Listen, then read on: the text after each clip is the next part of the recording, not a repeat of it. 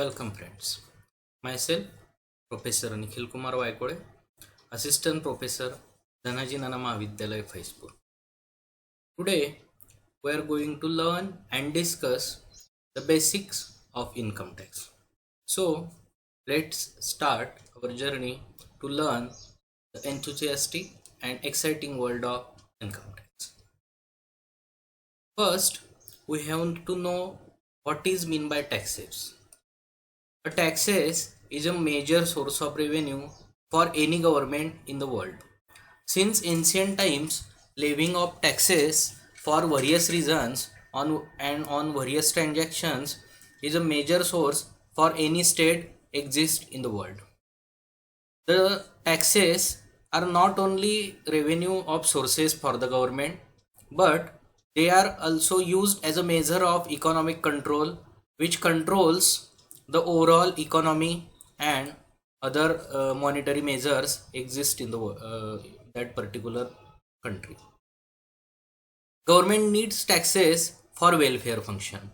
Government collects taxes from people and traders and businessmen and expend that or spends that money in various welfare functions like infrastructural development, development of educational and health facilities, development of irrigation facilities, etc. So, friends, taxes are of two types. The first one is direct tax and the another is indirect tax. Direct tax is a tax where tax is paid directly by the taxpayer to the government, and indirect tax is collected and paid by the two persons in that economy. It means that there is an intermediary or pool of persons, that is entities, which collect the taxes from the consumers or general people and paid that to the government. Income tax is a direct tax because the tax is directly paid by the person who earns a income, while goods and service tax is an classic example of indirect tax. Okay. So next we have to discuss the constitutional validity. Our constitution controls the legislation relating to taxes which exist in the country. Article 265 of our constitutions provides that without drafting and passing and proper legislation, no one or no government can levy and collect tax in Indian geographical territory. There are two lists provided by our constitution, that is Union list, which is also known as list 1 or schedule 1. Another is state list, which is also called as schedule 2 or second list. The Union list provides that the central government of India can levy and collect tax from various taxes other than in agriculture income tax, while the state list provides that the state can only levy tax on agricultural income. So there is a difference. We now move towards our major topic, that is income tax or Income Tax Act 1961. As discussed earlier, in order to collect and levy the income tax, the government of India has enacted Income Tax Act 1961, which is come into effect from 1st April 1962. This act applies to whole of India including the state of Jammu and Kashmir. There are various sources which contributes to the legislation and law of Income Tax Act 1961. The first one is Basic Income Tax Act 1961. The another one is annual amendments. Friends, in every year in the month of February, the central government presents its annual budget. In that budget, the part B of that budget proposal contains Finance Act. That Finance Act has been presented, discussed, and passed by both houses of parliament, that is Lok Sabha and Rajya Sabha. Thereafter, it is sent to consent for honorable president, and after it gets consent of the honorable president of India, that changes are called as amendments, and those are applicable in Income Tax Act and for that particular upcoming assessment year.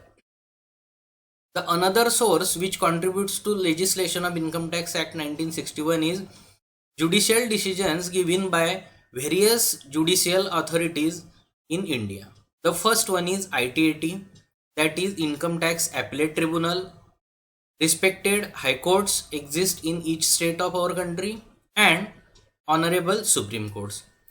All the decisions given by these respective authorities are considered while working or passing any order as per the Income Tax Act 1961.